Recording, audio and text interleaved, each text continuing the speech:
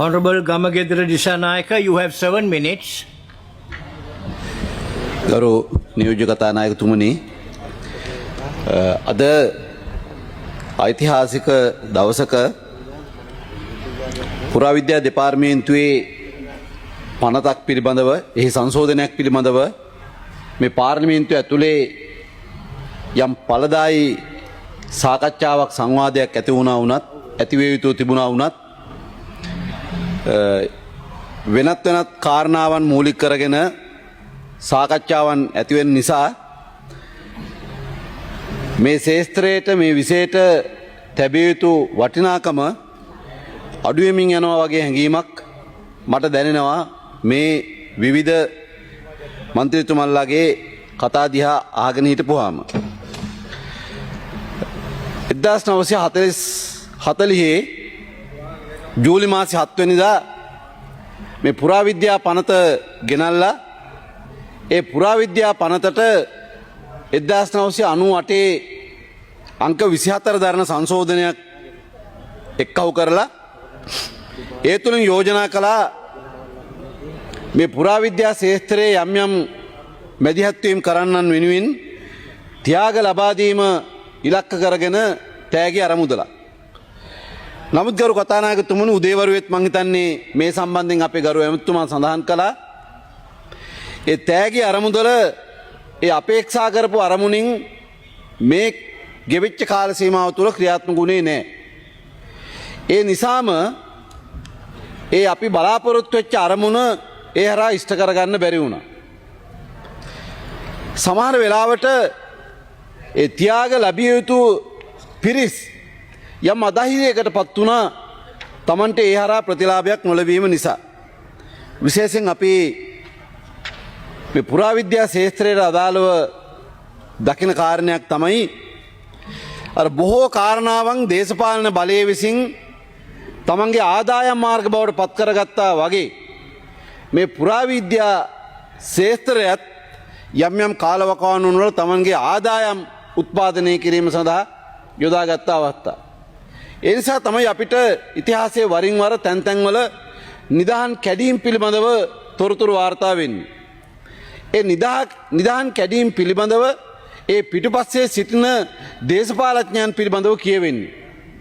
ගරු නියෝජ්‍ය කතානායකතුමනි අපි පහුගිය කාලය තුල සියසින් දැකලා තිබෙනවා එවැනි ආකාරයේ මැදිහත් වීම. ඉතින් කොහොම නමුත් මේ පුරාවිද්‍යා ශාස්ත්‍රයට අදාළව ඇලුම් කරන පිරිස් වෙනුවෙන් යම් ආකාරයකට මේ ස්ථාන රැකබලා ගන්න ආරක්ෂා කරගන්න මැදිහත් වෙන අය වෙනුවෙන් යම් ආකාරයකට මේ ත්‍යාග අරමුදල ක්‍රියාත්මක කරලා ඒ හරහා යම් උපස්තම්භනයක් ලබා දෙන්න පුළුවන්කමක් තිබෙනවා නම් යම් ආකාරයක පෙළඹීමක් හදන්න පුළුවන්කමක් තිබෙනවා නම් අද සාකච්ඡාවේ මූලික අරමුණ බවට පත් වෙලා තිබෙන්නේ ඒක. මං හිතන්නේ අපි සියලු දෙනා කිසිදු ભેදයකින් තොරව ඊට අනුමැතිය ලබා දෙයි කියලා අපි හිතනවා. අද පුරාවිද්‍යා ශාස්ත්‍රය කොයි වගේ තැනක තියෙන්නේ? අපි හැම කෙනාම වගේ දන්නවා අද මේ පුරාවිද්‍යාව කිව්වහම ආයතනයකට එහෙමත් නැත්නම් නිලධාරීන් ප්‍රමාණයකට විතරක් අයිති ශාස්ත්‍රයක් හැටියට තමයි බොහෝ දෙනා සලකන්නේ. මෙය ඒ ආයතන මට්ටමින් එහෙමත් නැත්නම් අර නිලධාරී මට්ටමින් එහා ගිහිල්ලා ප්‍රජාවත් එක්ක සම්බන්ධ කිරීමේ අවශ්‍යතාවයක් තිබෙනවා. ඒ නිසා අද ජාතික පුරාවිද්‍යා දිනය සමරන දවසේදී අපි ඒ වෙනුවෙන් විශේෂ වැඩසටහනක් ක්‍රියාත්මක කරන්න ආරම්භයක් ගත්ත ගරු නියෝජ්‍ය කතානායකතුමනි. උරුමයට ජීවයක් කියන තේමාවෙන් අද අපි පටන් ගත්තා රට පුරාම ඓතිහාසික පුරාවිද්‍යාත්මක වටිනාකම් සහිත ස්ථාන සංරක්ෂණය කිරීම සඳහා වෙච්ච වැඩපිළිවෙලක්. ඒ වැඩපිළිවෙල ක්‍රියාත්මක කරද්දී අපි හැමදාමත් විශ්වාසය තියනවා වගේ ප්‍රජාව මත තමයි විශ්වාසය තිබ්බේ.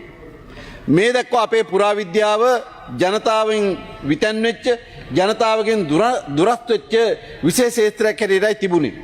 ඒ නිසා අපි නව රජයක් හැටියට මේ පුරාවිද්‍යා ස්ථාන බෞද්ධ, හින්දු, කතෝලික, ඉස්ලාම් විවිධ ජාතිකත්වයන්ට අයිති, විවිධ ආගමික ක්ෂේත්‍රයන්ට අයිති මේ පුරාවිද්‍යාත්මක ස්ථාන හඳුනාගෙන ඒ ස්ථානවල කැනීම් කරන්න Honorable Gamagedra Dissanayake, you have 2 minutes left. Yes. සංරක්ෂණය කරන්න එවගේම අවශ්‍ය වෙනවනම් එම ස්ථාන වෙනුවෙන් තව තවත් මැදිහත්වීම් කරන්න ව්‍යුහයක් ගොඩනගලා තිබෙනවා. ප්‍රජාවත් දායක කරගත්ත මේ ස්ථානවල අපි ගොඩනගන්න බලාපොරොත්තු වෙනවා ප්‍රජා සංරක්ෂණ කමිටුවක්. ඒ උතුරේ වේවා නැගෙනහිර වේවා දකුණේ වේවා රටේ ඕනෑම තැනක හඳුනා ගන්න ස්ථානයක ප්‍රජා සංරක්ෂණ කමිටුවක් ගොඩනගලා ඒ ප්‍රජා සංරක්ෂණ කමිටුවේ දායකත්වයේ සහිතව තමයි ඒ ස්ථානය කැණීමක් කරනවද සංරක්ෂණයක් කරනවද කියන කාරණේ පිළිබඳව තීන්දුව ගන්න. ඒ සඳහා දායක වෙනවා අපේ පුරාවිද්‍යා නිලධාරීන්. ඒ වගේම අපි බලාපොරොත්තු වෙනවා මේ ප්‍රජාවත් එක්ක යම් කතිකාවතක් මේ සඳහා ආරම්භ කරන්න. ඒ වෙනුවෙන් ඒ ප්‍රදේශයේ ඉන්න ආගමික නායකයන්, ඒ වගේම ප්‍රජානායකයන්, පළාත් පාලන ආයතන, ආරක්ෂක මේ වගේ පිරිස් ඒක රාශී කරගෙන මේ ස්ථාන වෙනුවෙන් වැඩපිළිවෙළ ඉදිරියට ක්‍රියාත්මක කරන්න අපි බලාපොරොත්තු වෙනවා. ඒ වගේම තමයි අපි අර පුරාවිද්‍යා දෙපාර්තමේන්තුව තුළ මේ පුරාවිද්‍යාත්මක වටිනාකම් සහිත ස්ථාන ආරක්ෂා කරගන්න රැක බලා ගන්න මැදිහත් වෙන අය වෙනුවෙන් ත්‍යාග අරමුදල පිහිටුවලා ඒ ත්‍යාග අරමුදලින් මේ වෙන විටත් පුරාවිද්‍යා දෙපාර්තමේන්තුව සතුව එවැනි අධිකරණය හරහා ලැබිච්ච මිලියන 185ක විතර වගේ ආදායමක් තිබෙනවා. මුදලක් තිබෙනවා. ඉතින් මේ මුදලුත් පාවිච්චි කරලා පුරාවිද්‍යා දෙපාර්තමේන්තුව හරහා මේ ක්ෂේත්‍රයට සුවිශාල මැදිහත්වීමක් කරන්න බලාපොරොත්තු වෙනවා. එතනදී අපි විශේෂයෙන්ම හඳුනාගත්ත ගැටලුවක් තමයි ගරු නියෝජ්‍ය කතානායකතුමනි මේ දෙපාර්තමේන්තුව සතුව ප්‍රමාණවත් මානව සම්පතක් නැහැ, නිලධාරීන් නැහැ. ඒ නිසා අපේ අමාත්‍යාංශයක් හැටියට පහුගිය කාලය තුල කටයුතු කළ පරිපාලන මට්ටමේ හිස් වෙලා තිබිච්ච පුටු ටික නැවත සම්පූර්ණ කරලා ඒ පුටු වලට අදාළ Gajendra Dissanayake, your time is up. Thank you. ඒ තනතුරු වලට අදාළ බඳවා ගැනීම කරන්න. ඒ වගේම මේ ක්ෂේත්‍රයේදී කම්කරු පිරිස් වල සහයෝගය අත්‍යවශ්‍යයි.